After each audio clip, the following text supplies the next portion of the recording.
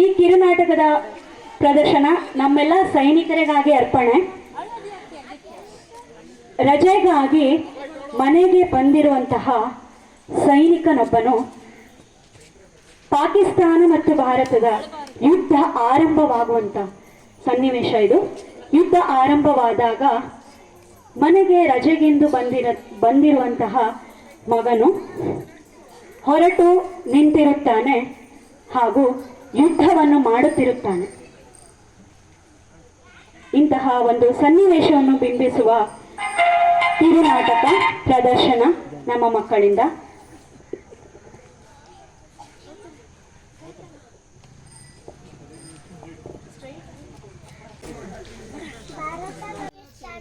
ನಡುವೆಯಲ್ಲಿ ಯುದ್ಧ ಆರಂಭವಾಗಿದೆ.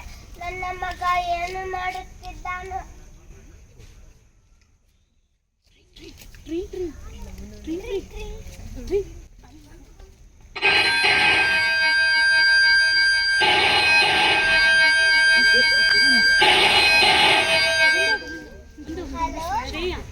ಇಲ್ಲೇ ಬಾ, ಮೈಕ್ ಹತ್ರನೇ ಬಾ. ಹಲೋ ಹಲೋ, ನಾನು ನಿಮ್ಮ ಮಗನ ಗೆಳೆಯ. ಅಮ್ಮ ಹೇಳಿ, ನಿಮಗೆ ಒಂದು ದುಃಖದ ಸಂಗತಿ ಇರುತ್ತದೆ. ನಿಮ್ಮ ಮಗ ಯುದ್ಧದಲ್ಲಿ ಹೋರಾಡುತ್ತಾ ವೀರ ಮರಣವನ್ನು ಹೊಂದಿದ್ದಾನೆ. ನಿಮಗೆ ಮತ್ತು ನಿಮ್ಮ ಕುಟುಂಬಕ್ಕೆ ದುಃಖ ತಡೆಯುವ ಶಕ್ತಿ ಕೊಡಲಿ ಅಮ್ಮ.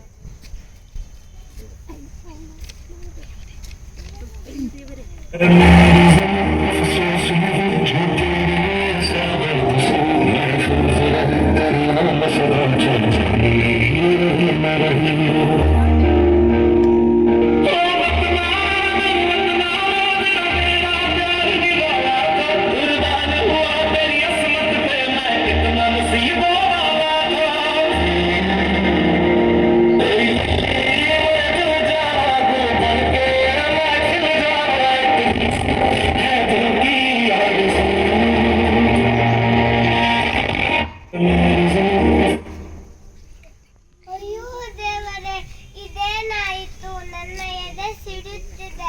ನನ್ನ ಮಗ ಯುದ್ಧದಲ್ಲಿ ಹೋರಾಡುತ್ತಾ ವೀರ ಮರಣವನ್ನು ಹೊಂದಿದ್ದಾನೆ. ಈ ದೇಶಕ್ಕಾಗಿ ನಿನ್ನ ಪ್ರಾಣವನ್ನೇ ಕೊಟ್ಟು ಬಿಟ್ಟೆಯಾ?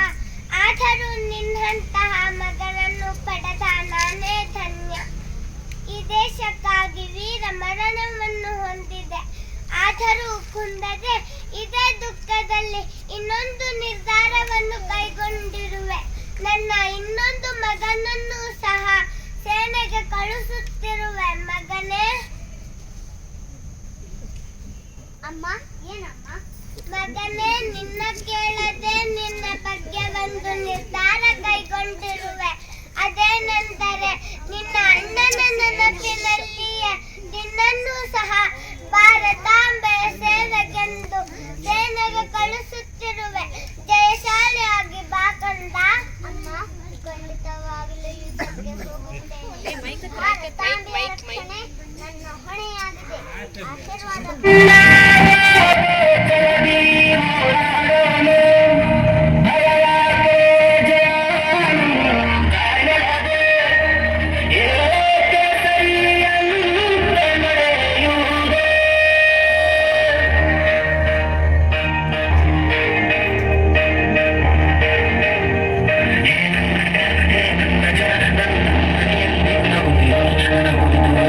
ಚಿಂತಿಸಬೇಡ, ಸ್ಮರಣೆ ಬರ್ತೀನಿ.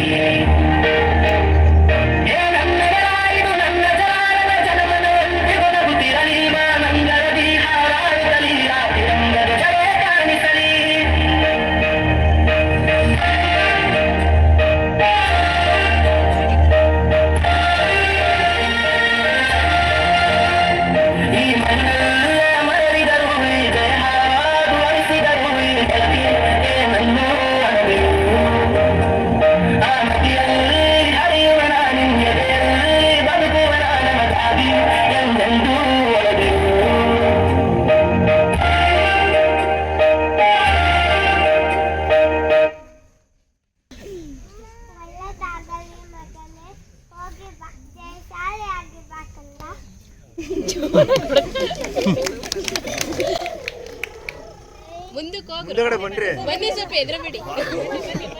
ಮುಂದಗಡೆ ಬನ್ನಿ.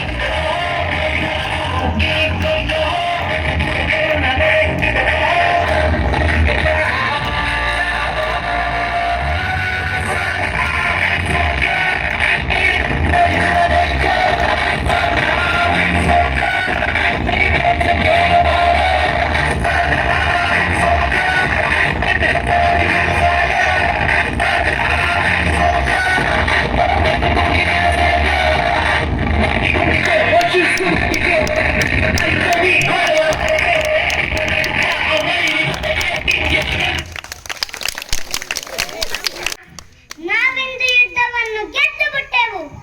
ಎಲ್ಲ ಶತ್ರು ಸೈನಿಕರನ್ನು ನಾಶಪಡಿಸಿದ್ದೇನೆ. ಭಾರತವು ನಮ್ಮ ಪಾಲಿಗೆ ಉಳಿದುಕೊಂಡಿದೆ. ನನ್ನ ಅಣ್ಣನಂತಹ ವೀರ ಮರಣವನ್ನು ಹೊಂದುವವರು ಮತ್ತು ನನ್ನಂತಹ ಯುದ್ಧದಲ್ಲಿ ಹೋರಾಡಿ ಜಯಿಸುವವರು